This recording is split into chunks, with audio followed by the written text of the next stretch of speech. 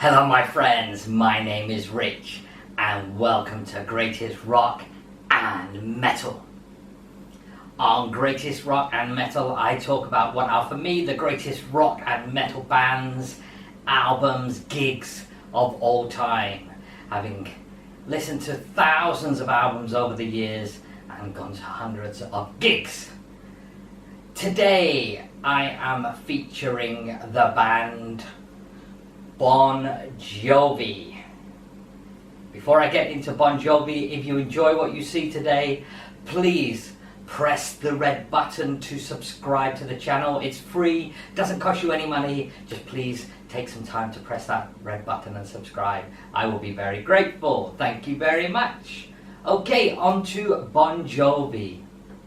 Now, this is going to be a bit of a controversial one for me. Why so? Well, we'll get into that later. But first, my history with the band. I first got into Bon Jovi way back, right at the beginning of their career. I used to go to this rock disco in Bolton, Lancashire in the UK called Space City. In fact, I worked there for a period of time as well as a barman. And a song came on one day that the DJ played. They started off with this keyboard riff.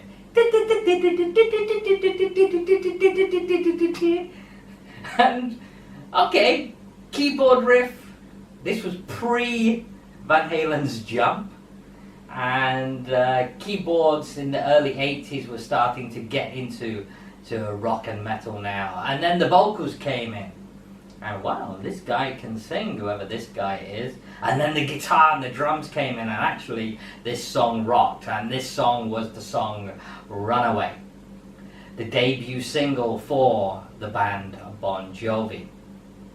That was released in 1984, and the video soon got a lot of airplay as well. And it became a very big song. It actually became a major hit, certainly in America anyway.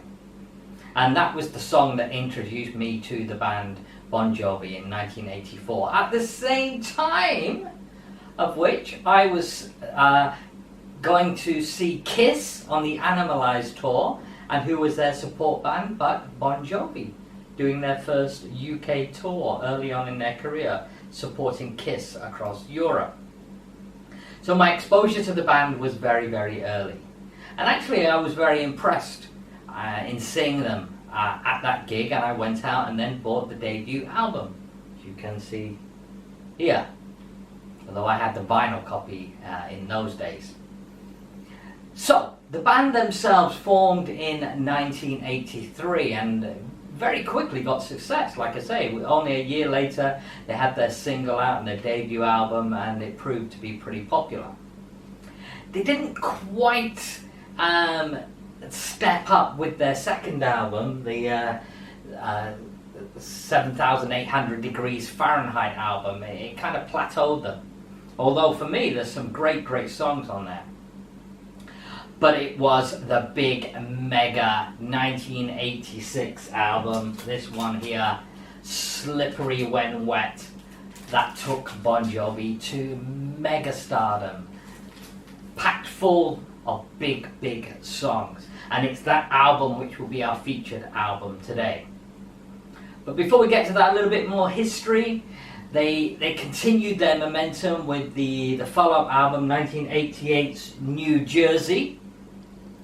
But then they just got too big and they were touring too much. The band kind of needed a break, and so they finally took a break. Not a particularly long break, because by 1992 they were back with their Keep the Faith album, and also with some new hair, which stirred up a bit of controversy at the time, because Bon Jovi had been this big glam, big hair hard rock band in the early 80s, and now they kind of ditched the hair a little bit, or certainly the front man had really ditched his hair, massive change in hairstyle. And the lead-off single, Keep the Faith, was quite a little bit of a change in sound as well. But it was still a very strong album. And of course, today, Bon Jovi are still a mega selling act. They sell out stadiums all over the world to this day. Even dealing with the fact that in 2013, their main lead guitarist, Richie Sambora, left the band, but it hasn't hampered their success at all. Now, I mentioned controversy a little bit with Bon Jovi at the beginning, and I'm just going to touch on that now before we look at the featured album, because part of my history with Bon Jovi, and with many rock and metal fans as well, is that the Bon Jovi today is an extremely different band from the band that I adored. I thought they were absolutely brilliant in the 80s and the early 90s. Their sound was it's always been pop rock type of sound, but it had a much harder edge, and there was much more guitar prominence in their music in the earlier albums, and live they were a killer, absolute killer live band, full of energy, very entertaining, played brilliantly. They're all brilliant musicians, and in fact one of the best gigs I ever saw was a Bon Jovi gig, and it was at the Donington Rock Festival, the shirt that you see here. It was just a fantastic gig, really Bon Jovi at the peak of their powers. More recent times, yeah, they've had, in my opinion, a few great hit singles on more recent albums, but the recent albums are very different kind of band, and I lost interest in seeing them live about 10 years or so ago, when I went to see them, and to be honest, the energy just was not there in the band anymore. They had become that term, dad rock. And I know it's very successful for them, and all power to them, but it's just not me anymore, and it's been a long time since I've, as I say, since I've seen a Bon Jovi gig or bought a Bon Jovi album. I've heard a few of the singles, but they just don't rock hard enough for me anymore. Rock hard enough for me anymore. But let's go back to what I call the good old days of Bon Jovi, and let's look at the featured album, without a doubt their greatest album, Slippery When Wet. This, interestingly, wasn't intended to be the original album cover. Over here, this is the tour program, and I'll talk about the tour later. And look at that picture. Now that should have been the album cover. Brilliant photo, but it was considered too risque at the time, and the record company said, no, we need a different album cover. So I believe, and it was needed very quickly, because once the record company said no to that one, it's like, well, what are we going to do then? And legend says that this album cover is actually a black garbage bag, or type of black garbage bag, with just some water poured on it, and then Slippery When Wet written with the finger. That's the legend of the album cover. No, if that's true or not, it's a good enough story for me. So, this album, rammed full of brilliant songs. There is not a weak song on this album, in my opinion. This is a recent coloured vinyl edition. There's the back of the album, and I'll just show you. Got you the original insert. I had this originally on vinyl as well, and this is a complete replica of the album, apart from the fact that the vinyl itself is pressed in beautiful red vinyl. Looks very nice actually, and plays very well too. So, what are my favourite four? I always have problems sticking these things back there. Sorry about that. because I buy these additional protective covers, so they don't slip in as easily as it should do. Okay, so I will slip it in now. Slip in, slippery. Slip into slippery. Okay, so here we go. Side 1. I'm looking at the track listing here because the tracks and the lyrics are here. So, my favourite 4. I always pick my favourite 4. Well, actually, the first song that kind of stands out for me is the song that was used as the tour opener. And it's actually the first song of side 2, which is Raise Your Hands. Raise Your Hands. Brilliant, full-on rocking track. Great song to start a gig with. Raise your hands. Really gets you in the mood for the gig ahead. And like all the songs on this album, just fantastic musicianship and choruses, sing-along choruses and vocals. That's my first track I would pick. The second track I would pick is the first single that was released from this album, You Give Love a Bad Name. Shot through the heart and you're to blame. You give love a bad name. Into the song. Great way to start a track. A bit of vocals and then into the massive riff and great guitar solo from Richie Sambora. Brilliant, brilliant song. The next track I would choose, my third favourite track on here, let's go all acoustic. And the track Wanted Dead or Alive. A song about touring on the road. Brilliant acoustic song. Many people say this was one of the forerunners to the MTV Unplugged series that became very popular in the mid to late 80s and early 90s. And this Bon Jovi track was a brilliant acoustic song. Even being acoustic, it still had that rock power to it, in my opinion. And Bon Jovi, like I say, in those days, a lot heavier band. The fourth track I will choose is actually a ballad. Unusual for me, as I like my rock hard. But this ballad is Never Say Goodbye, and I think it's a brilliantly written and extremely well sung ballad, and has a great guitar solo in it from Sambora. So that's my favourite 4 from the album. A noticeable absence, you might say. What? No Living on a Prayer? Because obviously Living on a Prayer is the most famous song on this album. It is the most famous Bon Jovi song. But it's not one of my favourites. Now, don't get me wrong, I think it's a good track. And I've always thought it's a good track. But I don't know whether I've overheard it or not. In fact, no, that's not true. Yes, I have overheard it. That bit is true.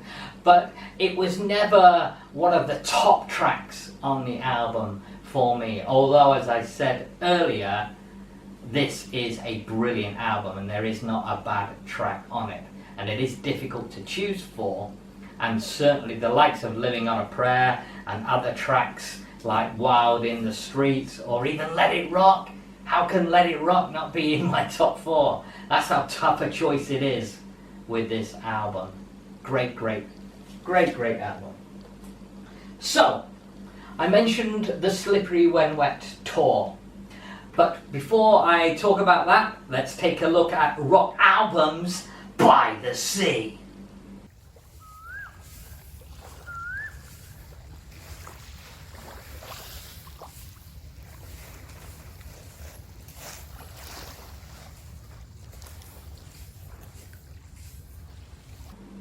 Hope you enjoyed that. So, let's go all the way back to November 1986. And the Slippery When Wet tour hits the UK. I saw them at Sheffield City Hall.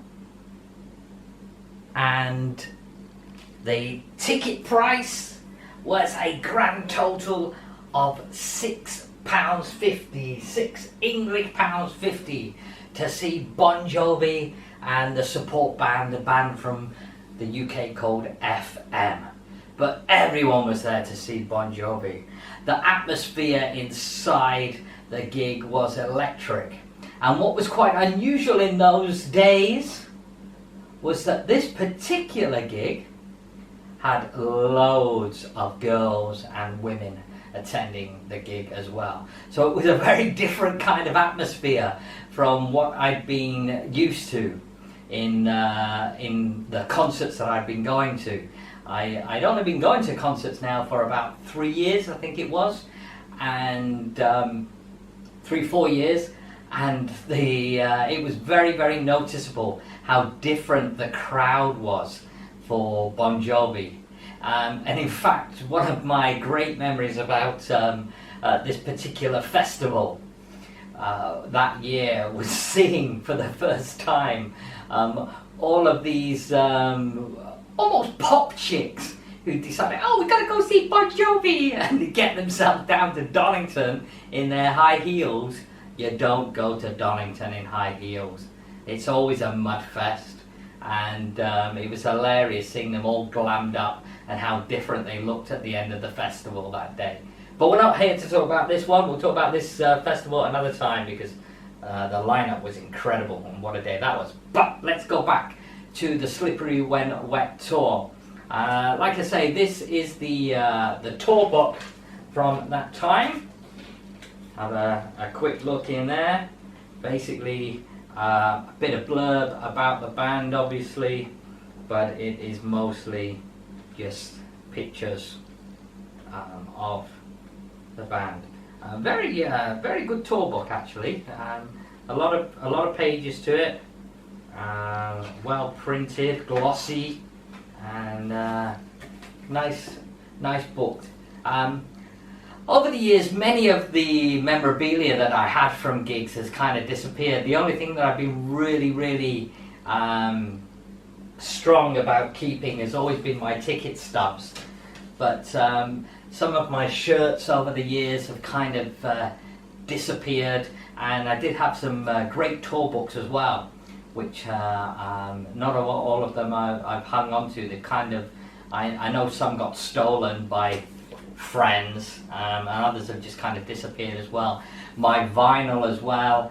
When I left the UK, I had to leave all my vinyl behind, and then sold some of it off over the years as well from the UK. So, but things like this, I kept it for the cover. I'll be honest with you, I kept it for the cover. I think it's a fantastic cover. I love it. Okay, so on to the gig itself. The set list here, just as a bit of a reminder. Of course, most of the set list was based around the Slippery When Wet album. We got all the big songs from the album, even though it's an album full of big songs. We got the opener, Raise Your Hands, as I said earlier. You Give a Love a Bad Name, Wild in the Streets, Living on a Prayer, Let It Rock, and Wanted Dead or Alive.